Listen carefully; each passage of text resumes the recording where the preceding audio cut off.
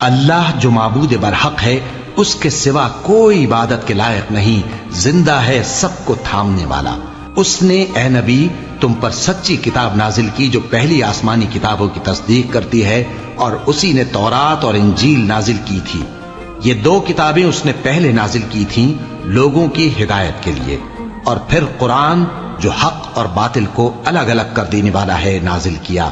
جو لوگ اللہ کی آیتوں کا انکار کرتے ہیں ان کو سخت عذاب ہوگا، اور اللہ زبردست ہے، بدلہ لینے والا ہے۔ وہی تو ہے جو ماں کے پیٹ میں جیسی چاہتا ہے تمہاری صورتیں بناتا ہے، اس غالب حکمت والے کے سوا کوئی عبادت کے لائق نہیں۔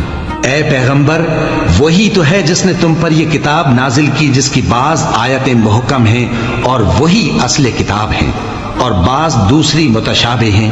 تو جن لوگوں کے دلوں میں کجی ہے وہ متشابہات کا اتباع کرتے ہیں تاکہ فتنہ برپا کریں اور مراد اصلی کا پتہ لگائیں، حالانکہ مراد اصلی اللہ کے سوا کوئی نہیں جانتا۔